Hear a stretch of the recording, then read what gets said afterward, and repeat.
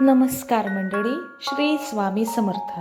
तर येत्या महिन्यात श्री स्वामी समर्थांचा प्रगट दिन आहे. तर श्री स्वामी समर्थ प्रगट दिनी म्हणजे चैत्र शुद्ध द्वितीया या दिवशी स्वामींची कृपा मिळवण्यासाठी आणि आपल्यावरील संकटे सर्व दूर करण्यासाठी श्री स्वामी समर्थांचा मंत्राचा जो जप आहे तो जास्तीत जास्त जप करा. स्वामी चरित्र सारामृताचे पारायण आणि गोडाचा नैवेद्य दाखवून अभिषेक करणे हे अत्यंत प्रभावी आहे.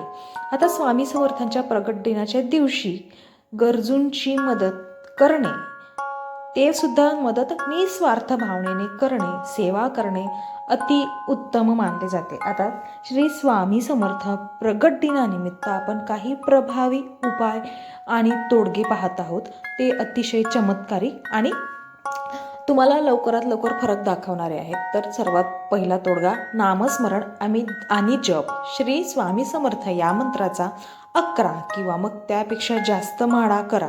जेवढा होत असेल तुमच्याकडून तेवढा. हा मंत्र सर्व संकटे तुमच्यावरील दूर करतो. उपाय नंबर 2, सारामृत पारायण. श्री स्वामी चरित्र सारामृत 21 अध्यायाच्या पारायणाचे संकल्प करावे.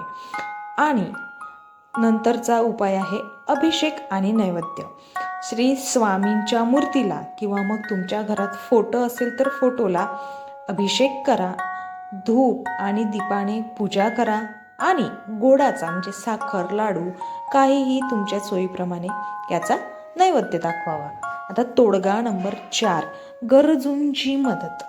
जे खरोखर गरजू व्यक्ती आहेत, अपंग किंवा गरजूंना अन्न, वस्त्र किंवा मग मदत करणे हे स्वामींचे फार आवडते कार्य आहे असे सुद्धा मानले जाते.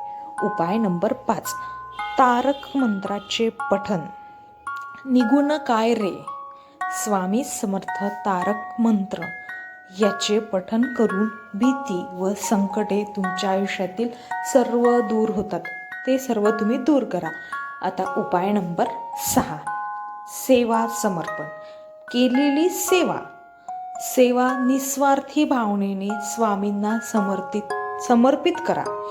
जे काही आपण थोडक्यात तोडगे पाहिले ते उपाय पूर्ण श्रद्धेने, पूर्ण भक्तीने केल्यास स्वामी समर्थांचा आशीर्वाद मिळतो हे नक्कीच. आणि तुमच्या जीवनातील जे काही अडथळे आहेत ते अडथळे सुद्धा दूर होतातच असे मानले जाते.